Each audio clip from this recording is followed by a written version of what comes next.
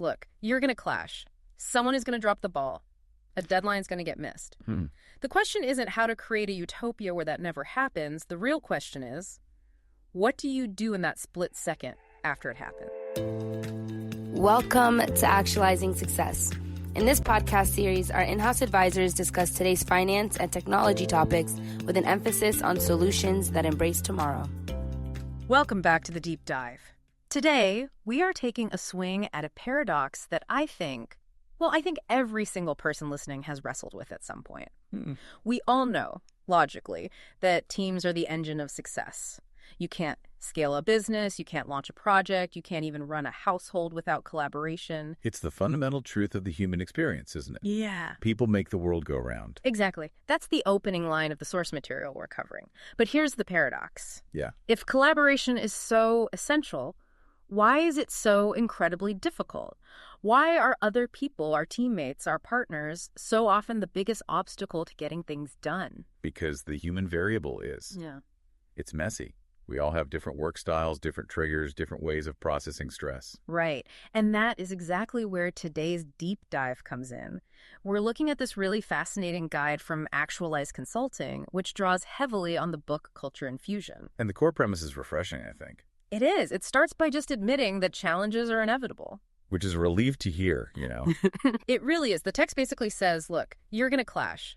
Someone is going to drop the ball. A deadline is going to get missed. The question isn't how to create a utopia where that never happens. The real question is, what do you do in that split second after it happens? That is the differentiator. Yeah. Do you sweep it under the rug? Which, let's be honest, is the default human reaction. Oh, absolutely. It is so much easier to just ignore a problem or, vent about it later than to actually confront a colleague. The dreaded sweep under the rug, it saves you 5 minutes of awkwardness today. But it costs you 5 months of toxicity later. Exactly. So the source material offers an antidote to all that avoidance. It gives us a framework to turn that friction into fuel. And the framework they use is, well, it's baseball. Okay, let's unpack this immediately because I can hear some of our listeners reaching for the stop button. No, not sports. Right. If you don't know the difference between a short stop and a short stop at a coffee shop, speak with us. I promise you do not need to care about sports to get this. I agree completely. The metaphor works, I think, because baseball has this unique balance between individual accountability and total team dependency. Oh. You have to perform alone at the plate. It's just you and the ball. But you can't score. You can't win unless the people behind you do their jobs. It's a perfect mirror for corporate life. That makes a lot of sense. So our mission today is to walk through 5 specific principles, or innings, if you will, that take us from spotting a problem to actually solving it. And all starts with principle 1, stepping up to the plate. Right. Step up to the plate. Now, on the surface, this sounds like, generic advice. Take accountability, do your job.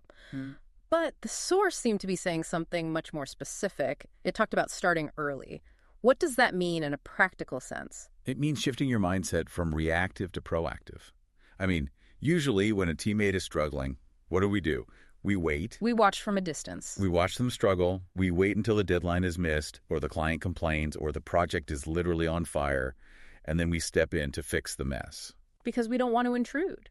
Or we just hope they'll figure it out on their own. Exactly. Yeah. But stepping up to the plate means noticing that struggle before the crash. Yeah. It means taking the initiative to ask, do you have questions? Yeah. Or is there a roadblock I can help remove? Before it becomes a crisis. Before it's a crisis. Okay, but here's where it gets interesting for me. I want to push back a little bit. If I see a colleague staring blankly at a spreadsheet and I jump in and say, hey, it looks like you're drowning, let me help, that can feel condescending. Oh, absolutely. Or like micromanaging. Yeah. So how do you do this without being that annoying person? That is the million-dollar question. Mm-hmm. And the source adds a critical layer here to prevent that. Active listening. The classic buzzword. It is a buzzword. Yeah. But in this context, it has a very specific function. You aren't stepping up to solve it for them. Not immediately. You're stepping up to understand. Exactly. The source says you have to suppress that urge to fix it instantly. Wait, why? I mean, if I know the answer and they're struggling, why not just tell them and save us both the time? Because if you just interrupt with the solution, you're making the problem go away for you, not for them. You're signaling you are incompetent.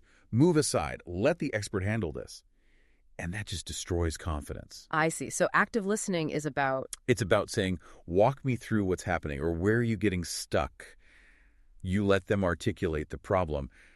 That builds their own capacity to solve it next time. It transforms a moment of weakness into a coaching moment. You're supporting their next inning, not just ending this one. That's it. You're keeping them in the game. Okay, so we've identified the struggle. We've engaged without taking over. Now we move to principle 2, get off the bench. This is all about building team loyalty. Get off the bench. This sounds like it's about effort, but the text links it specifically to consistency. It's not about one big heroic moment. Right. Think of stepping up as the acute action. You see a problem, you address it. Getting off the bench is more of a chronic state of being. Mm-hmm. It's creating an environment where people know you're watching out for them, even when things are on fire. The source really emphasizes regular check-ins. Now, check-in is another one of those phrases that's lost all meaning. It usually means a manager asking, is it done yet? Right, which is surveillance, not a check-in. It just creates anxieties. Exactly. The source is talking about genuine tracking of success. If you know I'm working on a big presentation and you check in on Tuesday to see how the story's coming along, and then again on Thursday to see if I need a proofread, that signals investment. It signals that we're in this together. I'm not just waiting for you to finish. I'm walking alongside you. And the visual the author uses here is fantastic, picking up the missed ball. I love this image. In baseball, if an outfielder misses a catch, the ball hits his glove and rolls away. The other players don't just stand there with their hands on their hips, rolling their eyes. Which is exactly what happens in most offices. It is. Someone messes up an email chain, and everyone else just forwards it around like, can you believe this guy that's staying on the bench? It's passive judgment. It's so toxic. Getting off the bench means you see the error, you sprint over, you pick up the ball, and you get it back in play. You protect the client or the project first. And then, this is crucial, you applaud them when they recover. You don't let the ball roll to the wall. Never. Okay, so stepping up is early intervention. Getting off the bench is consistent backup. But what happens when someone actually fails? Because they will. We all do. This brings us to the next part, which I think is fascinating, the psychology of momentum. This covers principle 3, find most valuable player moments, or, celebrating wins. The source draws a direct line here between confidence and error rates. Break that down for us. I think we often assume high performers just have confidence naturally. Not always. The source notes that when a teammate is struggling, their brain actually enters a threat state. They get anxious. They lose trust in themselves. And when you're anxious, your brain doesn't work as well. Exactly.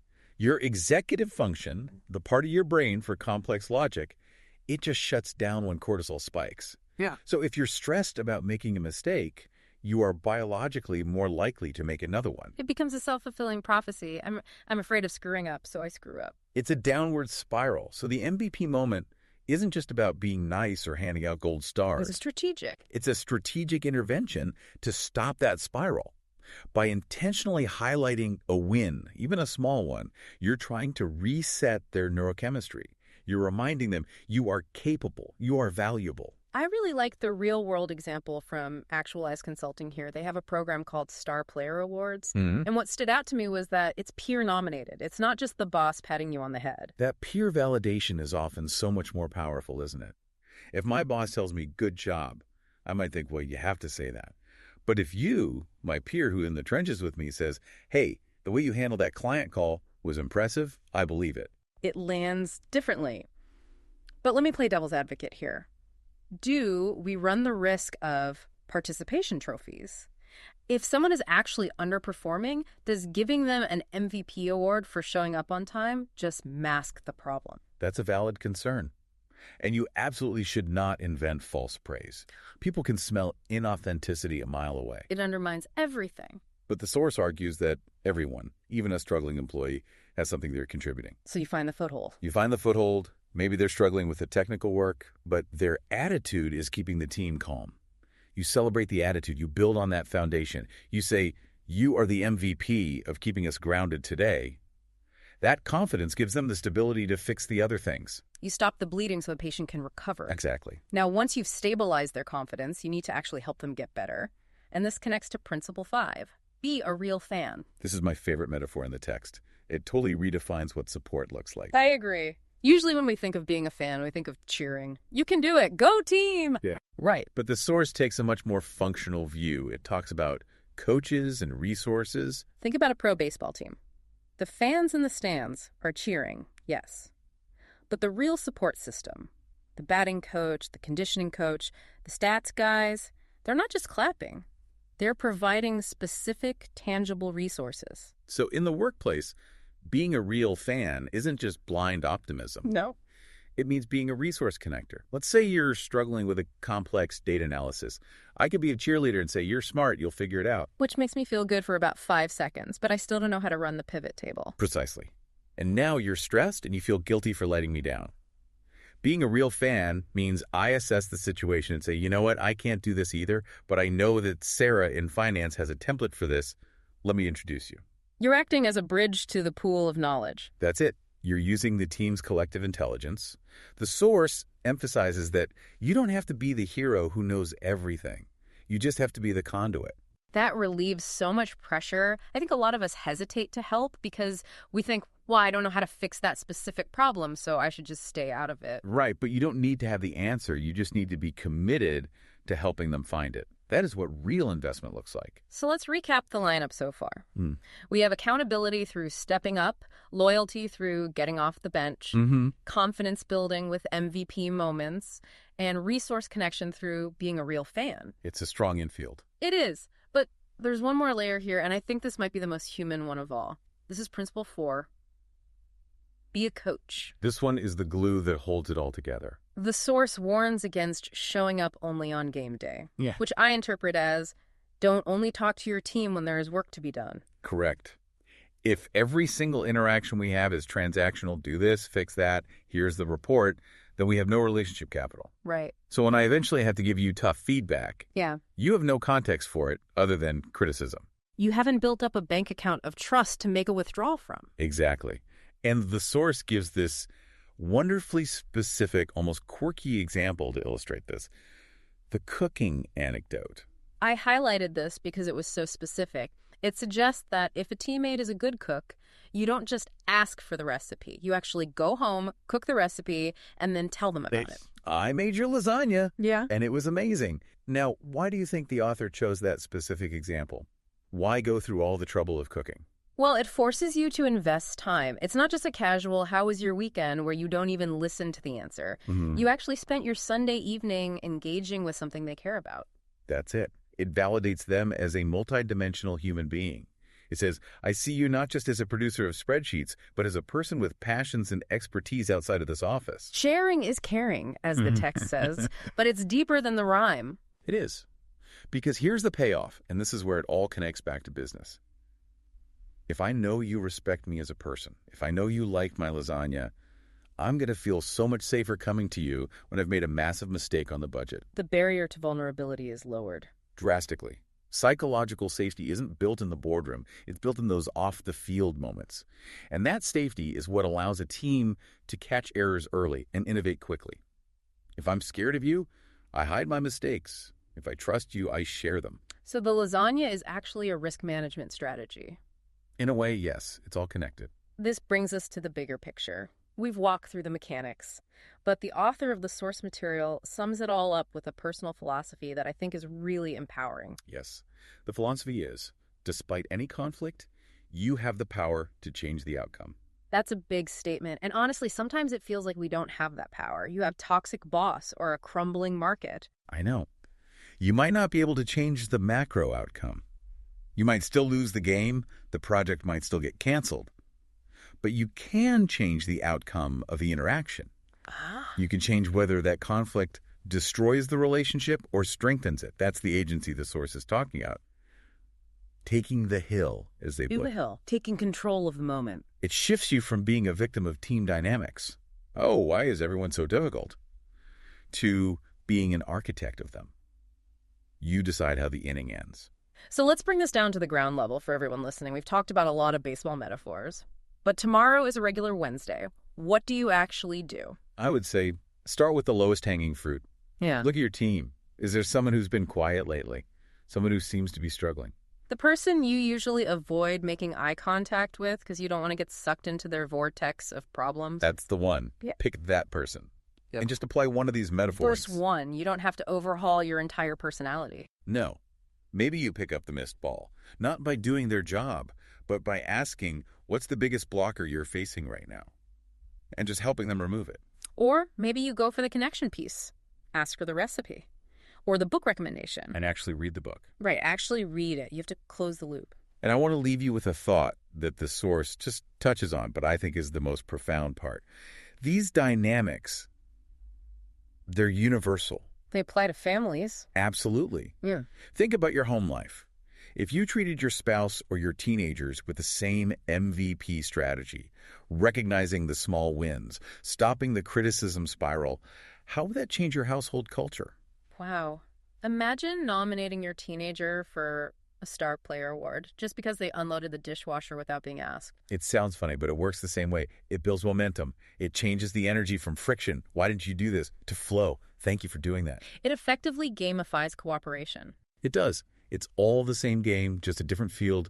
People want to feel seen, they want to feel supported, and they want to know you're on their team. Well, there is your game plan. Whether you're managing a corporate merger or just trying to get your family out the door, the rules of the game remain the same. Step up, listen, and remember that everyone needs a fan. And don't forget to pick up the ball when they drop it. That's it for this deep dive. Go out there, take the hill, and start creating your own culture of appreciation. We'll see you next time. Thanks for joining us for today's episode of Actualizing Success. Make sure to visit us online at www.actualizeconsulting.com, where you can explore our service offerings. Don't forget to subscribe to the show on iTunes, Spotify, or your preferred platform.